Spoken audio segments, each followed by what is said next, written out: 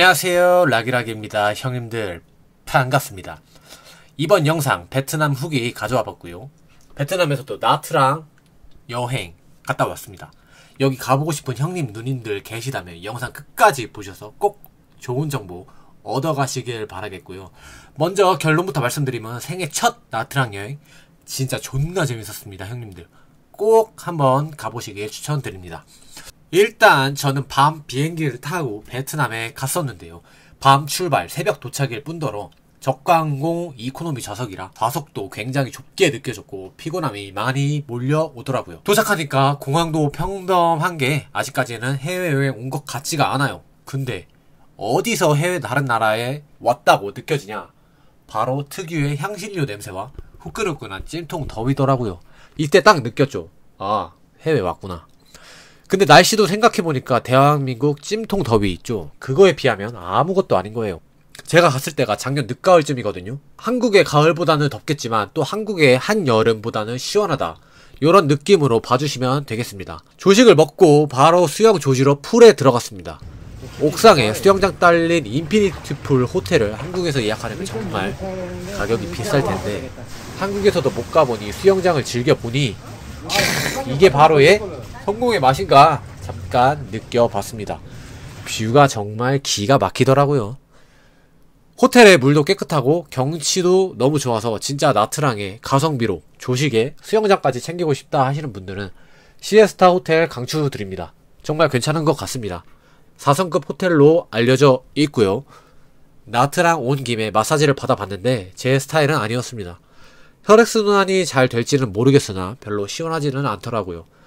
만족하려면 스포츠 마사지로 가야 되지 않을까 이런 생각이 들었고요.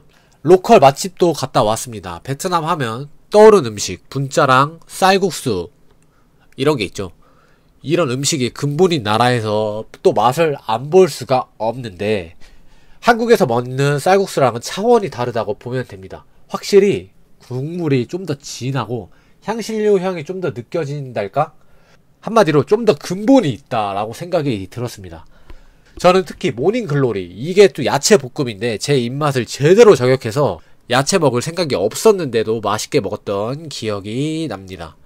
다음은 담시장이 유명하다고 해서 바로 들려주었습니다. 인터넷으로 물건 시세하고 깎는 방법을 알아갔지만 몇 번 해보고 나니까 깎아봐야 1,000원, 2,000원이더라고요. 워낙 물가가 싸서 그런가 그냥 몇 번 찔러보고 깎는 것도 미안해서 제시한 만큼 가격을 주었던 기억이 납니다. 특히 2층에 있는 그 착한 할아버지, 그쪽에를 인터넷을 보고 갔는데 인터넷 소문대로 정말 친절했고 티셔츠도 2장 쌈뽕하게 겟해버렸습니다. 밤에는 베트남에 있는 롯데마트에서 쇼핑을 했습니다. 진짜 한국에서는 엄청 비싼 과일이 물가가 싸고 많더라고요. 나중에 돈 좀 벌어서 은퇴하고 베트남에서 벌어둔 돈으로만 살아도 만족이 되지 않을까 생각이 든 만큼 가격도 저렴하고 퀄리티도 롯데마트라서 그런지 좋았습니다. 있을 건 다 있고 깔끔하고 신선했다는 게 저희 생각이고요. 또 우리나라에만 있던 공산품이 베트남에서도 보였던 게 굉장히 반가웠습니다. 아, 여기선 소주가 양주로 취급되어서 한국보다는 비싸더라고요.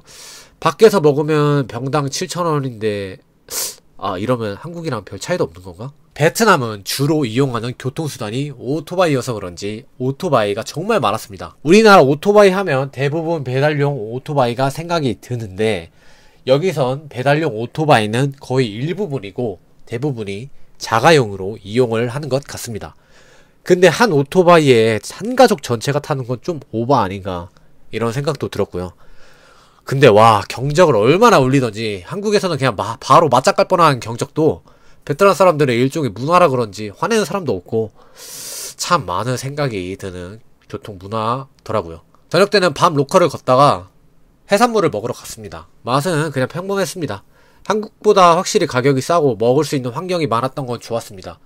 한국에서 크레이지 피쉬, 랍스타 먹으려면 돈 많이 들잖아요.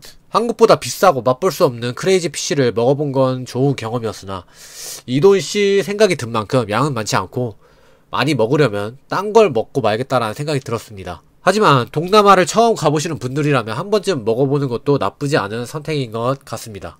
숙소에 돌아오기 전에 애플망고와 망고스틴을 직접 과일 가게에서 사서 먹어봤는데 맛이 끝내주더라고요. 진짜 저는 과일 때문이라도 베트남에 한 번 더 가고 싶을 의향이 있을 정도로 맛돌이었습니다.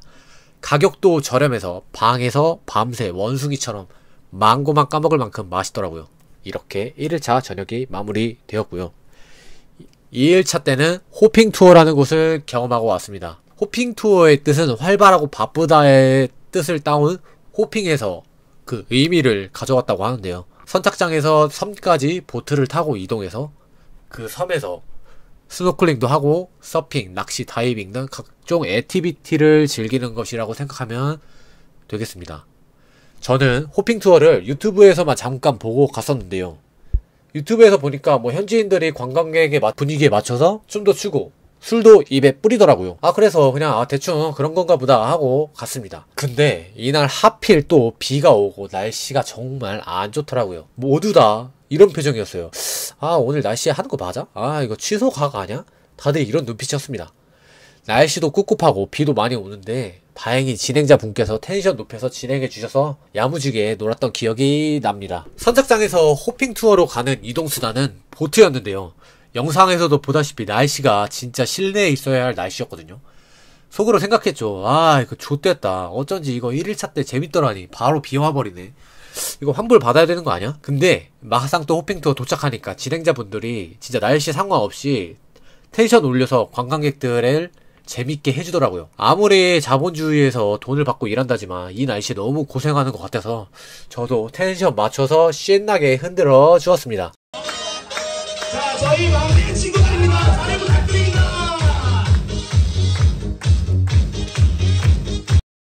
선착장에 힘겹게 도착했으니 무사히 귀환해달라고 바다에 신께 빌어야 했었나 뭐라고 했었나? 음료수를 한 곳에 모아 마시면 무사 귀환을 할 수 있다는 신비의 약을 제조하는 과정인데 어린애들한테는 꽤 흥미로운 컨텐츠였던 것 같습니다.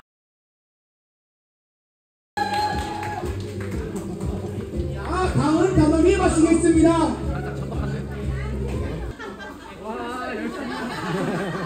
오늘 어린 친구가 없네요. 자, 알겠습니다. 그러면 나는 몸은 어린데 정신은 어린이다. 나오십시오.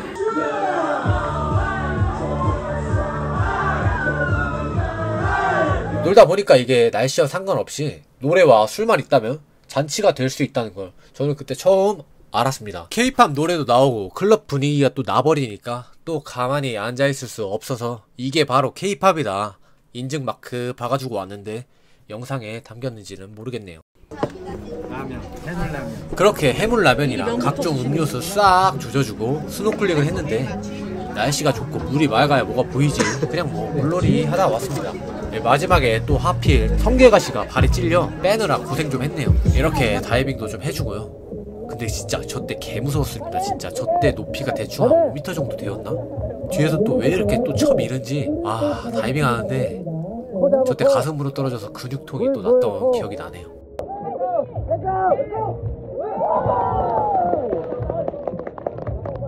저는 개인적으로 그동안 받았던 스트레스 생각이 모두 날아갈 정도로 재밌었습니다. 진행자분들이 텐션이 높고 활발하신 성격들이라 그에 맞춰 놀다 보니까 너무 재밌더라고요.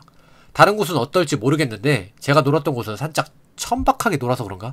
클럽 좋아하고 외향적인 분들에게는 어울릴 수가 있으나 진행자분들이 손목도 끌어당기고 시끄러운 음악이 나올 수 있는 환경이라 미성년자 또는 가족 단위로 가려는 분들에게 좀 감성이 안 맞을 수 있다고 생각이 듭니다. 마지막으로 방문한 멜리아, 빈펄, 깜라인 비치 리조트는 정말 제가 인생 최초로 5성급 호텔에 방문한 만큼 최고의 리조트에 방문하지 않았나 생각이 들 정도로 최상의 퀄리티와 환경을 제공했습니다.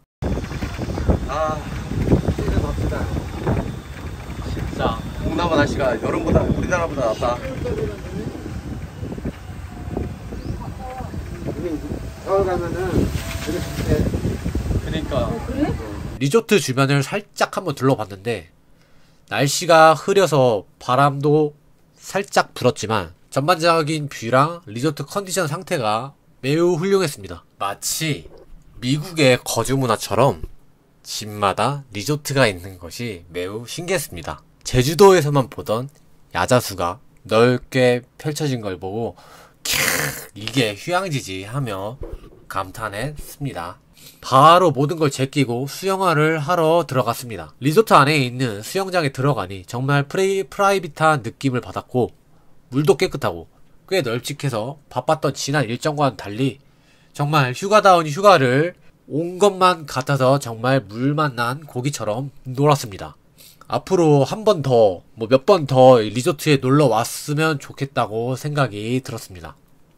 어느덧 베트남에 온 지도 3일차가 되어서 그런가 점점 한국 음식이 땡기더라고요.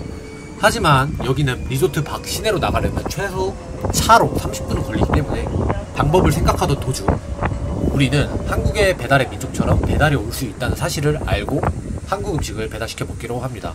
배달 음식은 숙소까지 오지 못한다는 규칙이 있더라고요. 또 한 번 뚝뚝이를 타고 리조트 로비까지 도착하고 기다리던 도중 이때 발견한 베트남 국가관광청에서 받은 5스타 인증 마크를 보게 되는데 이 숙소 잘 잡았다 생각이 들었습니다. 베트남 배민도 똑같더라고요. 배달 가방에서 따뜻한 음식이 나오는데 우리나라 배민 빼다 박은 것처럼 똑같았습니다. 리조트 내에서 호불호 없는 한국 음식 김치찌개와 된장찌개, 삼겹살을 시켜 먹은 사진입니다. 맛없게 찍혔을지 몰라도 한국 음식과 비교해봤을 때 와 이건 찐 한국인이 요리했다 라고 생각이 들 정도로 퀄리티 차이가 별로 나지 않아서 맛있게 먹었던 기억이 납니다. 베트남에 한국 사람들이 사업이 많이 진출했다고 느껴지는 부분이 많은 것 같습니다. 요즘 국제 결혼도 주선해준다고 하는데 해외에서 한국인 컨텐츠를 볼 때면 많이 신기한 것 같습니다. 리조트가 넓었지만 가장 좋았던 점이 바로 이 툭툭인데요. 언제 어디서든 리조트 로비로 향할 일이 있거나 로비에서 숙소까지 돌아가야 한다면 이 이동수단이 툭툭이를 불러서 이동할 수 있다는 점이 너무 좋았습니다. 또 기사님들이 다들 훤칠하게 생기셔서 얼굴 보고 뽑나 이런 생각이 들기도 했고요. 가는 도중에 맞는 바람도 시원해서 탈 때마다 기분이 좋아서 지금 편집 중에도 또 타보고 싶은 마음이 생기곤 합니다.